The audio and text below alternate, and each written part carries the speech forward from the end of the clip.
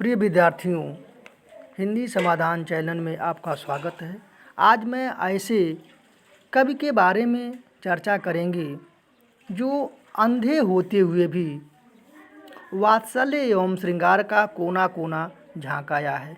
ऐसे महान कवि का नाम सूरदास है। अब इनके जीवन परिचय के बारे में हम चर्चा करेंगे।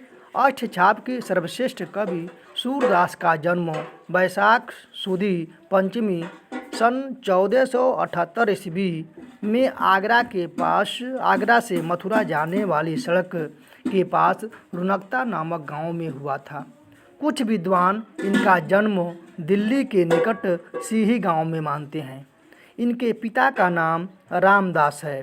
सूरदास जन्मांध थे या नहीं, इस संबंध में विद्वानों में मतभेद है। कुछ विद्वान इन्हें जन्मांध मानते हैं, कुछ लोग इन्हें बाद में अंधा मानते हैं। ये बचपन से ही परिवार से विरक्त हो गए थे और गऊ घाट पर रह करके विनय के पद गाया करते थे। एक बार वल्लभाचार्य गऊ घाट पर आए।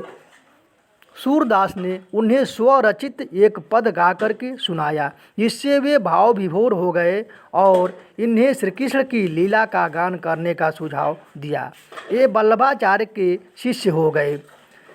कृष्ण की लीला का गान करने लगे। वल्लभाचार्य ने इनको गोवर्धन पर बने श्रीनाथ जी के मंदिर में कीर्तन करने के लिए रख दिया। वल्लभाचार्य के पुत्र विट्ठलनाथ ने अष्टछाप के नाम से अष्टछाप की स्थापना की, जिसमें सूरदास को प्रथम स्थान दिया।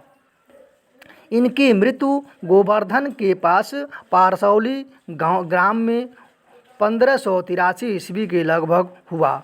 सूरदास ने अनेक रचनाएं की, जिसमें सूरसागर सबसे प्रसिद्ध है। सूर सारावली तथा साहित्य लहरी इनकी अन्य रचनाएं हैं। यह प्रसिद्ध है कि सूरसागर में 1.25 लाख पद हैं, पर अभी केवल 10,000 पद ही प्राप्त हो पाए हैं। सूर सारावली कथा वस्तु, भाव, भाषा, शैली और रचना की दृष्टि से निसंदेह सूरदास की प्रमाणिक रचना है। इसमें 1107 छंद हैं। साहित्य लहरी सूरदास की 118 पदों का संग्रह है। सूरदास की रचनाओं के संबंध में इस प्रकार कहा जा सकता है कि सूर सूर तुलसी शशि उडगन केशवदास, अब के कवि खाद्योत्सम जहता करत प्रकाश। विद्वानों ने सूरदास को हिंदी साहित्य का सूर्य माना है और तुलसी को चंद्रमा माना है और उडगन माने तारा केशवदास को माना है। इस प्रकार सूरदास हिंदी साहित्य के सूर हैं।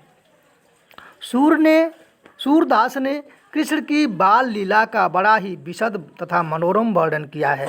बाल जीवन का ऐसा पक्ष कहीं नहीं मिलता है। इन्होंने वर्णन किया है जिसमें यह दृष्टिगत होता है कि इन्होंने बाल लीला का वर्णन विश्व साहित्य की अमर निधि बन गई है।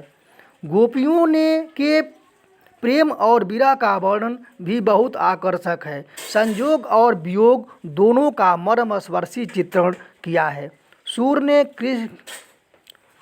सूरसागर का एक प्रसंग भ्रमर गीत कहलाता है। इस प्रसंग में गोपियों के प्रेमावेश में ज्ञानी उद्धव को भी प्रेम एवं भक्ति बना दिया है। सूर के काव्य की सबसे बड़ी विशेषता है कि इनकी तन्मयता। ये जिस प्रसंग का वर्णन करते हैं उसमें वह आत्मविभोर कर देता है। इनके विरह वर्णन में गोपियों के साथ ब्रज की प्रकृति भी विषाद मग्न दिखाई देती है, वो भी दुखी दिखाई देती हैं। सूर की भक्ति मुख्यतः सखा भाव की है। इन्होंने कृष्ण को अपना सखा मान करके वर्णन किया है, क्योंकि लिखा है कि हाँ तो सखा श्याम सुंदर के। इस प्रकार वे कृष्ण को अपना सखा मानते हैं। इसमें विनय, दाम्पत्य और माधुर्य भाव का भी मिश्रण है। सूर ने ब्रज के लीला पुरुषोत्तम श्री कृष्ण की लीलाओं का ही विशद वर्णन किया है। सूरदास का संपूर्ण काव्य संगीतात्मक राग रागिनियों से बधा हुआ है, क्योंकि इनके पद गाए जाते हैं।